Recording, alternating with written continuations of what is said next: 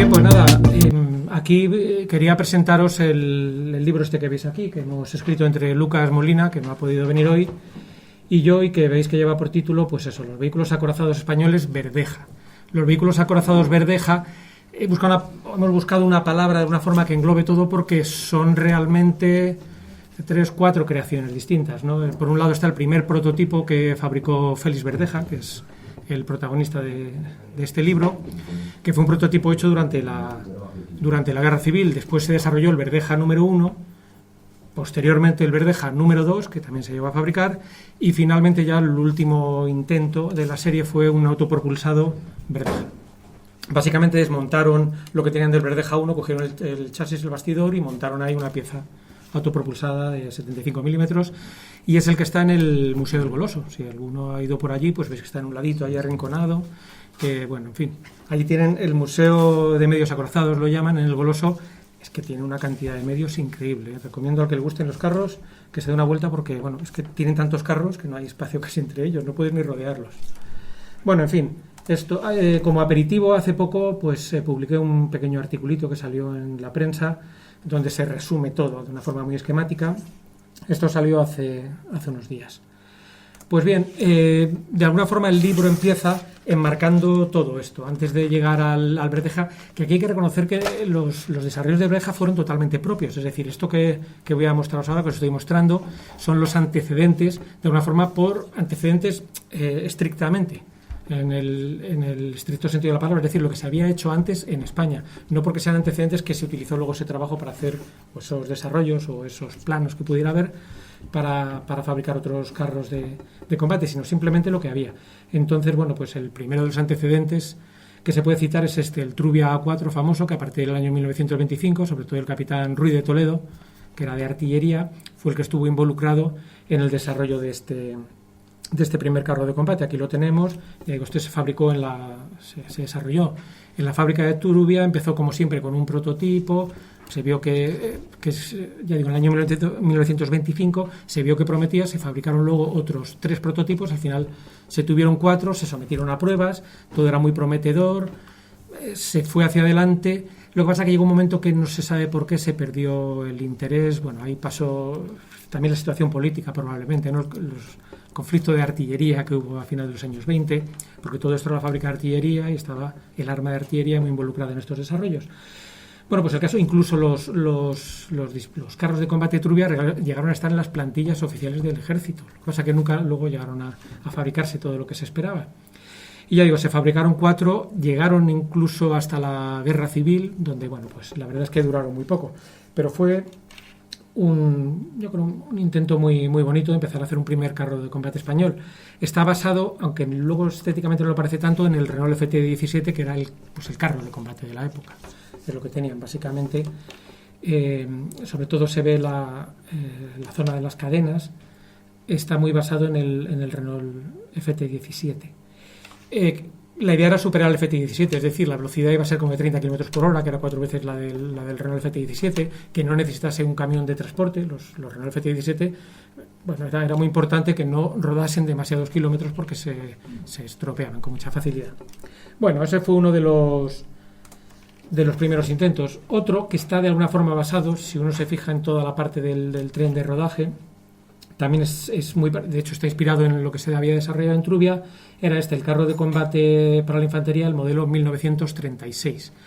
En pues os estoy enseñando solamente un plano porque es básicamente lo que se llegó a hacer. Se quería aprovechar lo que se había hecho en Trubia, de alguna forma la barcaza, y un blindaje diferente. Se tenía pensado ponerle, arriba se ve como arma principal un cañón, y bueno, como arma, digamos, de defensa cercana iba a ser una ametralladora, que es lo que se tiene ahí. Ya digo, aquí muestro solamente un plano porque esto no llegó a mucho más que a esto. Lo que sí se desarrollaron luego fueron algunos tractores de infantería basado en la barcaza que se tenía, se utilizó para otras cosas. Otro de los ingenios que podemos aquí mostrar pues es el Trubia, que se llamó o se ha venido llamando naval. ¿Por qué? Porque fue desarrollado en la Sociedad Española de Construcción Naval, en Bilbao, básicamente. Entonces, todo esto es que muchas veces se llaman los Trubias vascos, etcétera, todo viene más o menos por aquí. En este caso sí que se llegó a fabricar. Aquí tenemos una de las fotografías, hay más fotografías por aquí en el texto. que siempre os refiero a él, algunas de frente. Bueno, y en este caso lo que tenemos como armamento son 2 ametralladoras. En principio también se había pensado dotar el carro con un cañón. Bueno, no tenían en aquellos tiempos a mano ningún cañón para poner, bueno, pues pusieron 2 ametralladoras y bueno, se llegó a fabricar, aunque bueno, algunos de estos llegaron a participar también en la guerra civil. Lo que pasa es que esto no pasaron más que de básicamente prototipos. Esto ya digo en el área de los Trubia Naval. Otra curiosidad que encontramos, y hace poco también habíamos publicado un artículo, son este que se llamó, no tiene nada que ver con lo anterior, el carro de asalto Sadurní de Noya.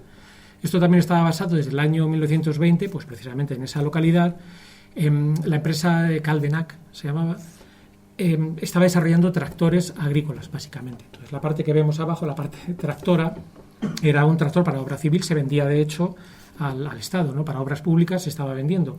Bueno, pues con la llegada de la guerra civil, pues lo que se hizo es lo habitual, se blindó.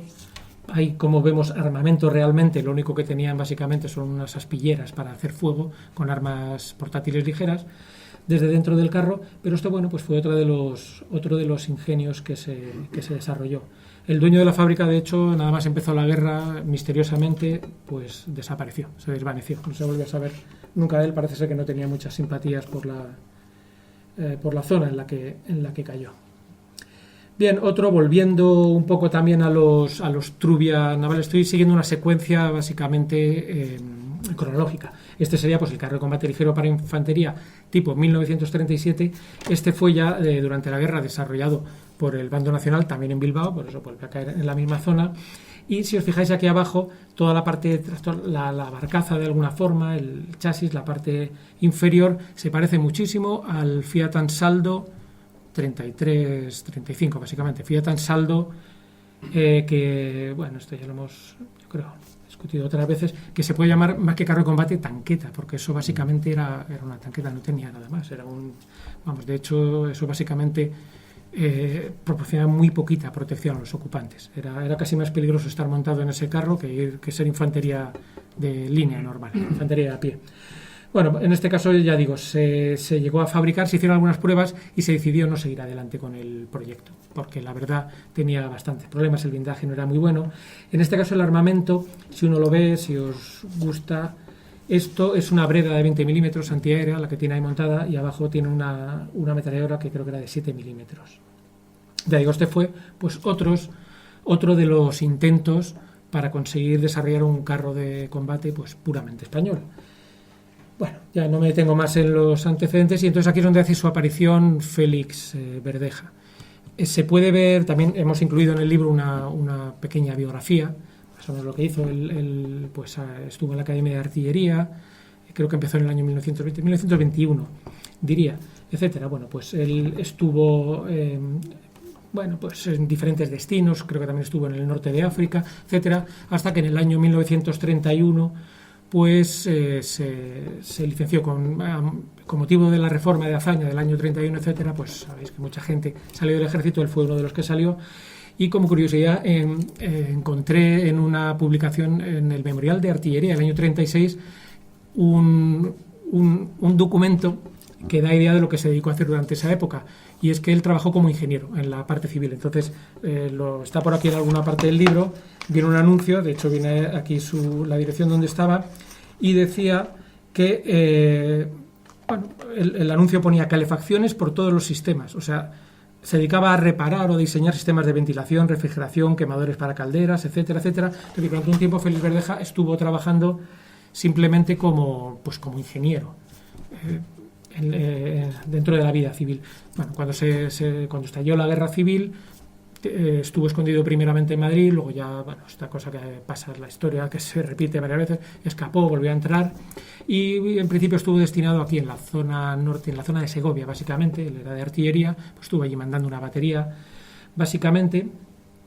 Y bueno, no he encontrado documentación por qué acabó destinado en la agrupación de carros de combate, que tuvo varios nombres al principio, agrupación de carros de combate de la Legión, antes había sido el batallón de carros de combate, etcétera. Cambió de nombres, pero acabó destinado como capitán, como jefe de los talleres de, ya digo, la agrupación de carros de combate, de los carros de combate del Ejército Nacional. Él estuvo desde el año 37 allí destinado.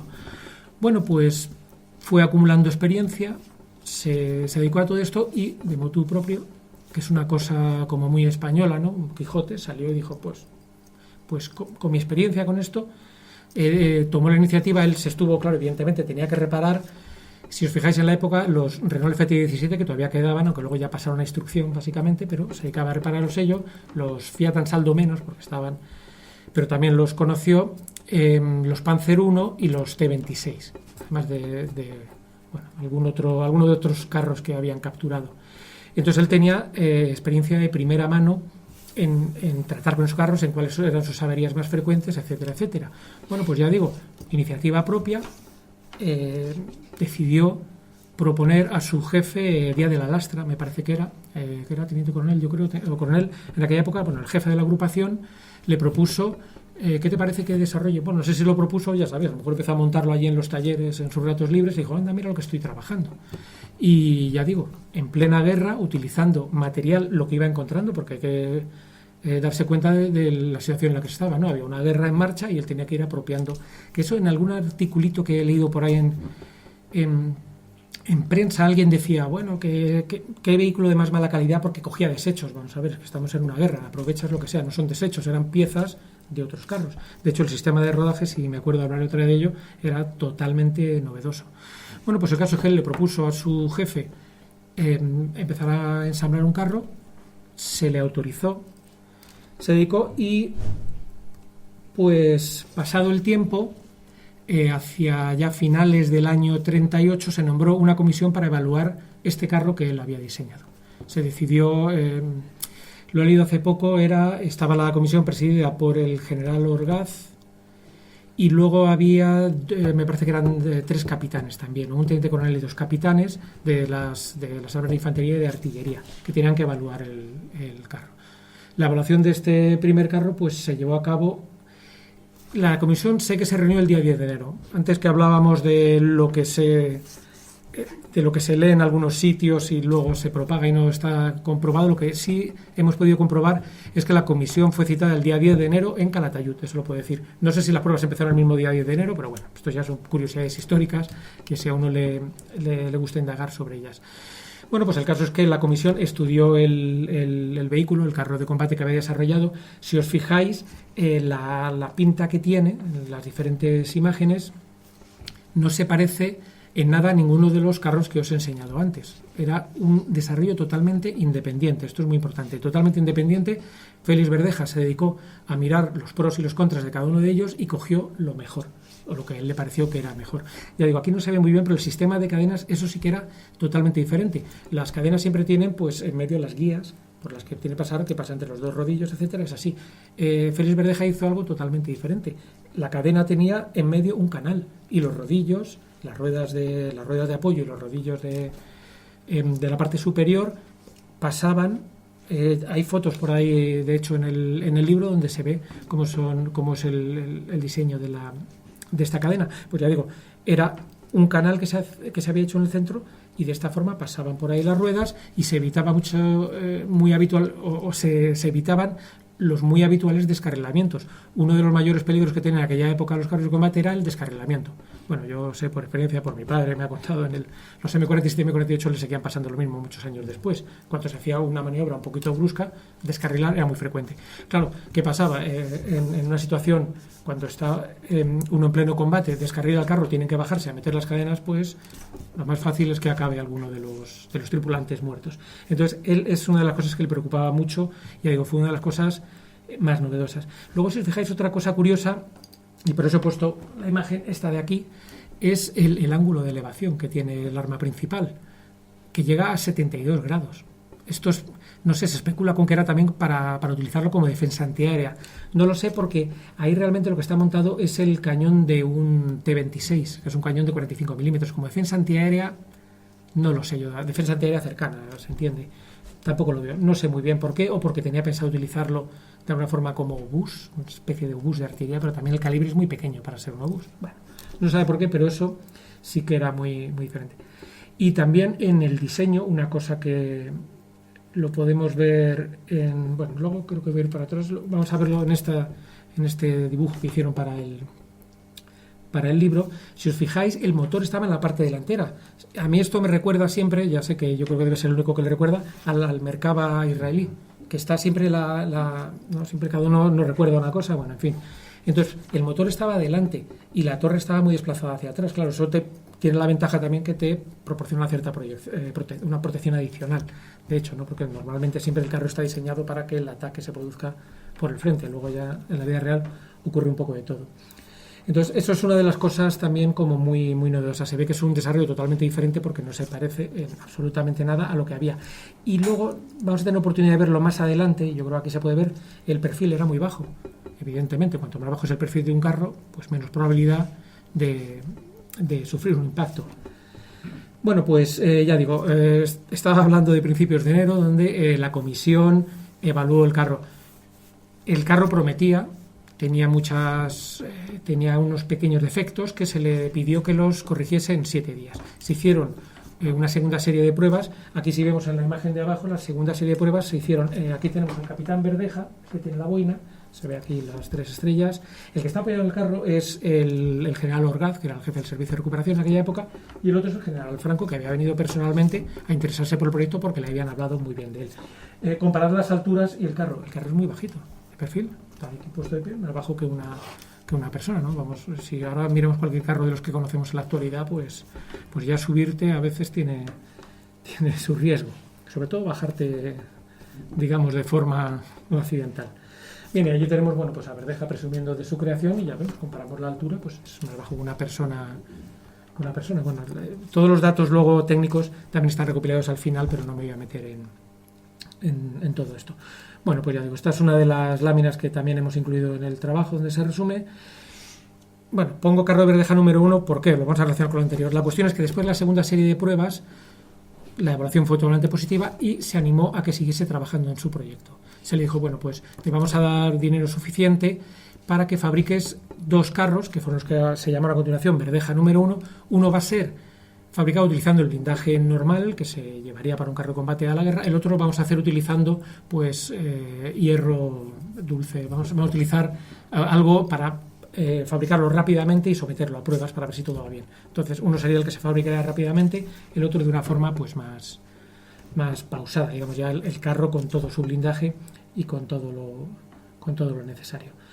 Bueno, pues este entonces sería el Verdeja número 1. Aquí se desplazó ya, como la cosa iba un poquito más en serio, porque hasta ahora se venía haciendo esto en la base de Cariñena, allí es donde, en Zaragoza, es donde estaban fabricando el carro. Esto ya tuvo, pues hasta el momento no había recibido ninguna financiación, es decir, estaba fabricando el carro con lo que encontraba por aquí, con las ayudas, con el servicio automovilístico también, que le prestaban piezas, etcétera, hacía lo que podía, luego se movió a Zaragoza, pero esto ya tuvo un cariz más oficial. Entonces se desplazó a Bilbao porque dijeron, bueno, en Bilbao es donde tienen pues el material, tienen allí como hemos visto todos los carros que ya se habían fabricado en Bilbao, pues en la sociedad de construcción, la Sociedad Española de Construcciones Navales, pues parece que era el lugar apropiado. Y ahí es donde se fabricó el Verdeja número 1. No lo he dicho, pero tiene ahí 2 ametralladoras coaxiales con el cañón principal. Y bueno, aquí tenemos básicamente el Verdeja número 1 con algunas características. Bueno, el que está arriba, el de arriba es el prototipo y este ya sería el Verdeja número 1, que realmente tiene pocas variaciones, sobre todo en la torre. Es donde se ven las más importantes variaciones. ¿No? Toda la barcaza sigue siendo la misma y cambia un poquito la forma sobre todo la forma de la torre. Ahí vienen algunas notas, se alargó, se ensanchó un poquito el casco, la parte trasera, bueno, pues cambió también un poquito. Bueno, se hicieron una serie de modificaciones. Bueno, pues una vez que ya estuvo listo el prototipo, ¿qué es lo que se hizo? Ya digo, no lo he dicho, lo digo ahora. El prototipo se terminó en el verano del año 1940. Bueno, pues ¿qué se hizo? Pues vamos a compararlo con algo conocido, que era conocido. Bueno, si uno ha mirado el tema, le gusta todo esto, sabrá que al concluir la Guerra Civil, básicamente, lo que tenía el ejército español eran Panzer I, las tanquetas Fiat Ansaldo, los T-26. Luego había un montón de camiones blindados de diferente factura, unos más artesanales, otros menos, pero eso básicamente era el parque acorazado, hasta que llegó la ayuda a través del programa VAR ya en el año 43-44, ¿verdad? No había nada más moderno. Entonces se comparó las prestaciones del Verdeja con un T-26, que era lo mejor que había en el ejército. O sea, fijaos que era ya un carro de los años 30 que había pasado a guerra y eso era lo mejor que había en el ejército. Bueno, pues se comparó, todos los datos de las diferentes puntuaciones están ahí, pero las puntuaciones resumidas son estas. El T-26 obtuvo 206 puntos, con las diferentes pruebas que se les hizo en tiro, en marcha, etcétera, vadeo de ríos, etcétera, y el Verdeja tuvo 243 puntos, es decir, era superior. 243 puntos, eso fue a finales de agosto del año 40. Se le permitió a Verdeja que hiciese también otra vez algunos ajustes para mejorar lo que habían visto que fallaba, etcétera, etcétera, y obtuvo, pues un poquito después, yo no sé cómo afinaron tanto, 261,98 puntos. Yo esto parece realmente sorprendente, pero bueno, había mejorado el carro.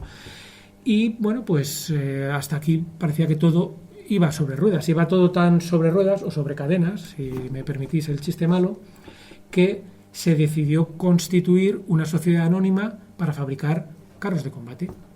La sociedad anónima realmente iba a estar encargada no solamente de fabricar carros de combate, sino también aprovechándolo tractores agrícolas para aplicaciones civiles, porque claro, una empresa en los años 40 dedicada solamente a vender material al ejército no parecía que tuviese mucha viabilidad. Bueno, pues también para hacer desarrollos, para hacer tractores agrícolas, ¿no?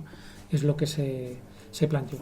Bueno, toda la historia de la constitución de la sociedad anónima está por aquí. Se presentaron, hubo realmente tres propuestas, tres proyectos se presentaron al ministerio, se evaluaron, etcétera. Bueno, se decidió básicamente que una era la que reunía las condiciones, o era la más prometedora. ¿Por qué? Sobre todo porque estaba apoyada por las empresas Fiat y Ansaldo, que eran las empresas que habían, ya sabéis, fabricado las tanquetas famosas, las CV33, 35.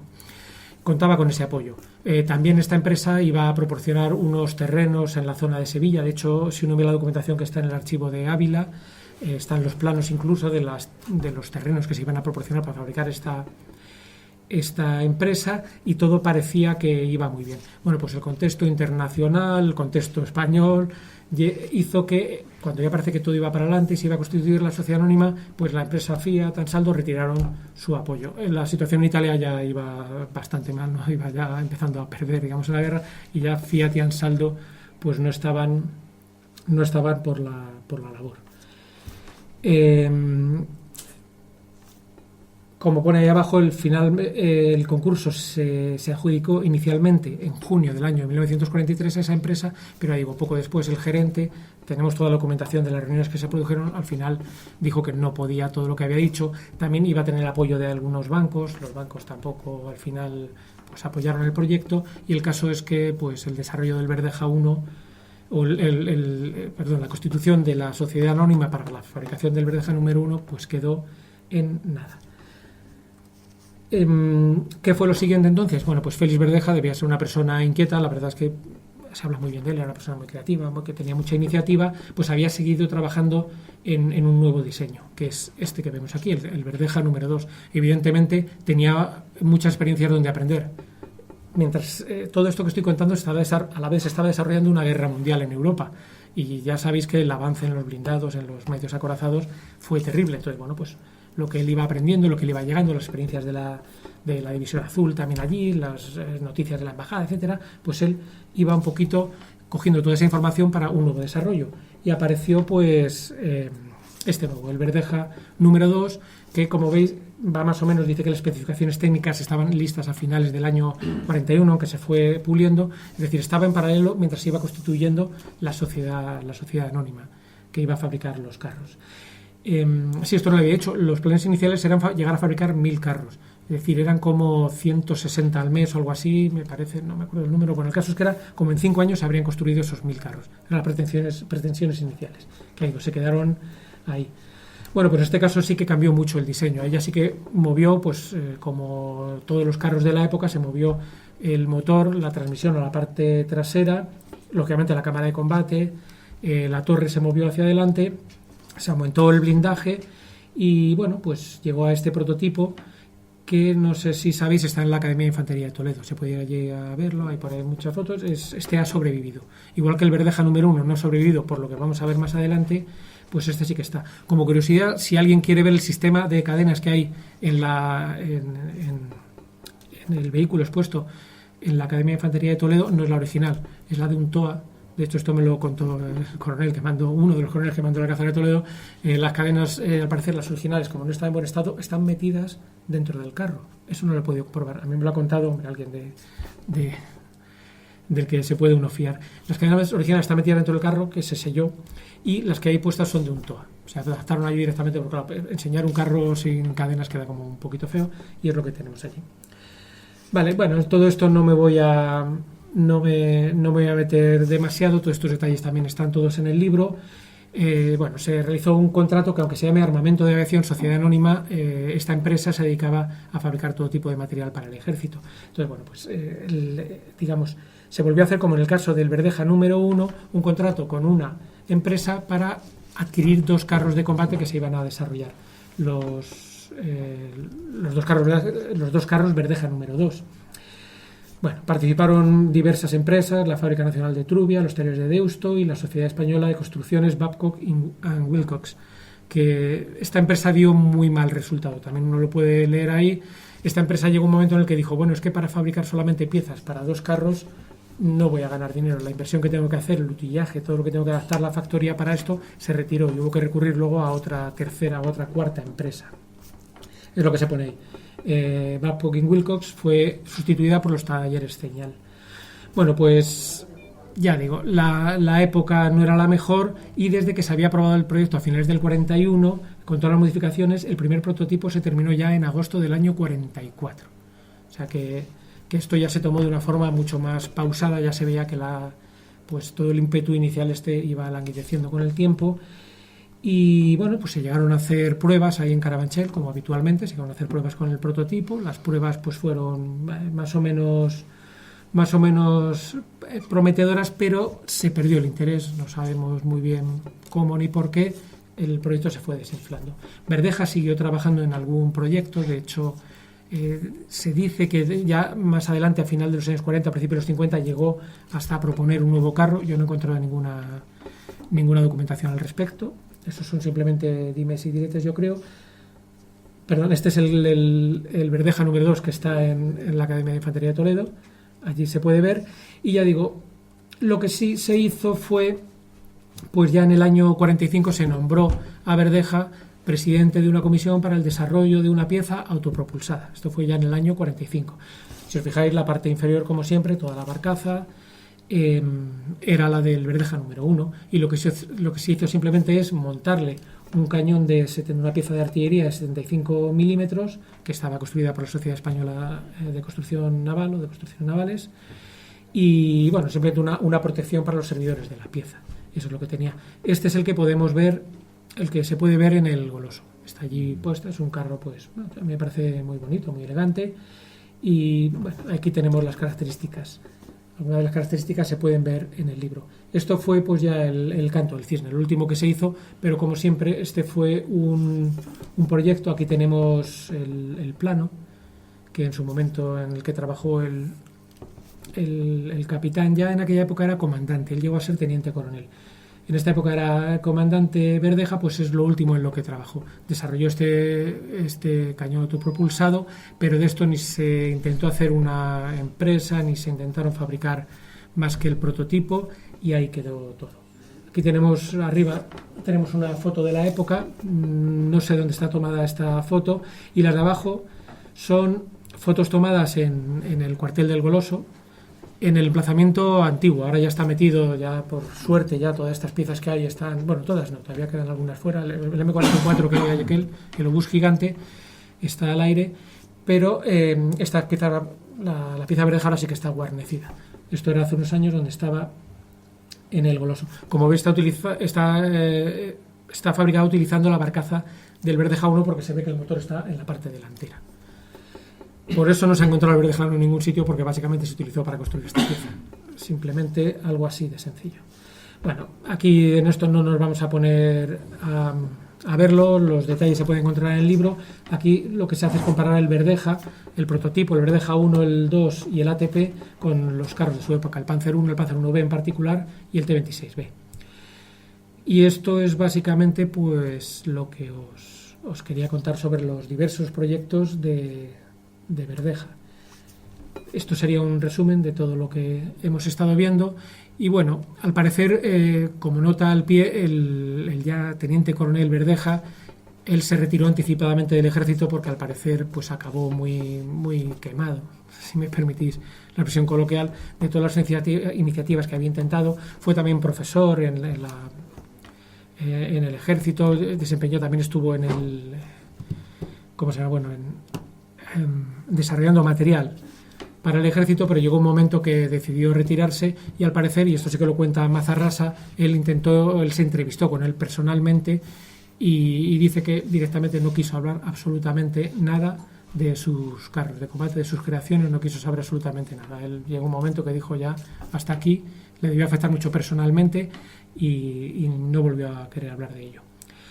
Y bueno, para este libro, ya lo último que digo, tengo que agradecer a su hijo, Gonzalo Verdeja, que nos permitió consultar los planos del Verdeja II, que estaban hasta hace poco en el Goloso, también al comandante, al coronel en jefe del Alcázar de Toledo 61, que me recibió allí, puso a mi disposición todos los planos. El trabajo es impresionante, son 100 planos, con todas las características técnicas vistas de toda clase, comparaciones con carros de la época, Panzer I, Panzer II, Panzer III, con el famoso Panzer checoslovaco, ¿no?, que había de 38 toneladas, etcétera. Es un trabajo impresionante lo que hizo. Entonces, ya digo, agradezco que se me permitiese consultar estos planos. Ahora los planos los tiene el Instituto de Historia y Cultura Militar, que los están digitalizando y los llevarán los originales al Archivo General de Ávila y estarán digitalizados a disposición de cualquiera que los quiera consultar. Bueno, pues esto es básicamente lo que os quería contar de forma resumida sobre los proyectos Verdeja. No sé si queréis preguntarme algo, queréis que debatamos sobre algo de este carro o de carros en general, que por mi parte, encantado. El otro no sabemos dónde está. No sabemos dónde está. Yo no lo he sabido y vamos, es decir, bueno, esto no lo he dicho, me imagino que se infiere al leerlo. Es un trabajo muy documentado, es decir, hemos estado yendo al Archivo General Militar de Ávila, el de aquí de Madrid, el Archivo General de la Administración, hemos mirado en muchos sitios. No queda constancia, o no lo hemos encontrado. Aquí a veces aparecen, bueno, esto como se está grabando, luego os cuento mi crítica a veces a lo que pasa con los documentos en España y con ciertas cosas. No sabemos, a lo mejor en el momento encontraron que ese material les valía para algo, lo fundieron y lo utilizaron para otra cosa. Porque, digamos, en España no tenemos esta cosa de conservar piezas del pasado, es decir, muchos países los tienen allí guardados como reliquia del año este. Aquí dices, bueno, esto sirve algo, pues voy a fundir esto y ya tengo acero para hacer otras cosas. No sé qué fue. Es decir, el prototipo Verdeja sí que se acabó reconvirtiendo en el Verdeja número 1, pero el otro Verdeja ha desaparecido, igual aparece un día por ahí en un cuartel escondido, en un garaje. Pero el T-26 participó al principio de la Segunda Guerra Mundial y ya está. Bueno, claro. No sé si por ahí en Indochina tenían alguno, no sé, cosas muy puntuales. No, esos son opiniones y yo estoy parcialmente de acuerdo con eso. Es decir, parcialmente por lo siguiente. Es verdad, en aquella época, ¿qué es lo que teníamos? Los T-34 teníamos ya el Panzer IV, ¿no?, que España había recibido los Panzer IV. El blindaje era muy superior al que tenían ya los T-34 y las piezas que montaban ya eran de 85-90 milímetros. Este carro tenía una pieza de 45 milímetros, es decir, no le hacían ni cosquillas. En eso estoy parcialmente de acuerdo que, claro, evidentemente había habido unos avances muy grandes y eso haría que se perdiese un poco de interés. Eso por una parte.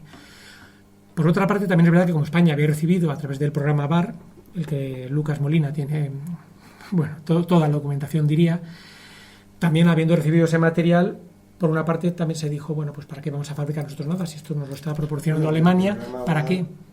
Sí, que se quedó un poco, pero no sabemos si... No, prácticamente, vamos. Fueron 20 carros, sí, claro. 20 carros más los 10 carros de asalto, los 10 Stug, que nadie, por cierto, nadie supo qué hacer con ellos en el ejército, se los mandaron a caballería, dijeron, a ver si alguien sabe qué hacer con esto. O sea, que no se les sacó nada de partido. Eso es verdad por una parte, pero por otra parte esto estaba proyectado como un carro ligero. Si se lee por ahí la documentación, y un carro ligero siempre se puede utilizar en algún sitio. Es decir, hemos visto, ahora no porque ha empezado la guerra de Ucrania y ya estamos pensando en los grandes carros, pero en Irak, en Afganistán, para contrainsurgencia un carro ligero siempre es muy útil. Cuando España tuvo la guerra, participó en la guerra de IFNI, no se llevaron los M47, bueno, aparte de por el veto que había americano, los M47 en el desierto luchando contra insurgentes que tenían un fusil, un ametrallador como mucho, no tiene sentido. Un carro ligero sí tiene mucho sentido. De hecho, por eso se llevaron los M24, que eran carros ligeros. Es decir, un carro ligero yo creo que siempre tiene aplicación. Evidentemente, blindado grande contra el blindado grande, un Panzer allí y un T-34 contra un Verdeja, evidentemente no tiene nada que hacer. Pero claro, no todos tienen que ser carros pesados o carros medios, sino que, es decir, se podría haber encontrado un mercado. Y si no, España podría haber encontrado un mercado de exportación también, porque no todos los países necesitan disponer de los mismos medios, ¿no? Si te metes en sitios como muy boscosos, muy de jungla, etcétera, no puedes allí estar con un carro pesado. Yo no he encontrado ningún documento donde se diga por qué se abandona el proyecto, ni siquiera que se abandona, porque se puede decir, este proyecto queda oficialmente abandonado. No lo he encontrado en ningún sitio, ni razones ni documento que lo diga. Simplemente eso se ha desvanecido. Había documentación, encuentras mucha documentación y de repente desaparece. Ya no hay más documentos a partir de ahí. Buscas en archivos, bases de datos, etcétera, Verdeja, ya no aparece. Solo aparece Verdeja como profesor en un sitio, como militar en otros destinos, etcétera, pero ya no aparece absolutamente nada de sus creaciones. O buscas carro de combate español. Bueno, yo he encontrado uno que un día haré un artículo de un tal Cosme del Burgo que presentó una patente, de hecho lo patentó, un carro de combate en los años también 40 y tantos. Es decir, que lo hemos mirado muy bien hasta en el archivo de las patentes, etcétera. Hemos buscado por todos sitios, no hemos encontrado ya nada más, absolutamente nada más. De hecho, no he encontrado ni una patente de Verdeja, que los planos están, pero no está patentado, porque otros ingenios como este que he comentado de Benac, de Estados Unidos de Noya, también patentó otro carro de combate que tenía pensado exportarlo a Turquía, que en aquella época era un mercado bueno, a Polonia, etcétera. De otros sí hemos encontrado. De Verdeja ya desapareció la documentación y se acabó. Ya no se volvió a hablar de ello. Lo único que se sabe es que él personalmente acabó pues muy... De hecho, yo he hablado con su hijo, ¿no? Con Gonzalo Verdeja, que me ha atendido amablemente, y en casa le digo, bueno, alguna cosa tendréis, etcétera. No tienen ni la hoja de servicios de su padre. O sea, yo creo que el hombre debió acabar. La documentación no sé si se deshizo de ella. Por suerte se han salvado los planos del Verdeja 2, que se donó allí al Alcázar de Toledo, pero no hay más documentación. O sea que estos quedan, bueno, pues las cosas como... O sea, me gusta porque es una historia con final triste, pero es una historia bonita, ¿no? De lo que puede uno llegar a poner en marcha. Era muy importante porque es que antes el descarrilamiento, ya te digo, es que hasta los años 60 el descarrilamiento... Sí, y si te fijas en el diseño, los ángulos que tiene, los ángulos también son muy... ¿no? Porque tú ves el Panzer 4, aunque sea ahí, parece que ya es muy verticales, ¿no? Está como puesto para apuntar directamente ahí. Entonces estaba muy bien pensado.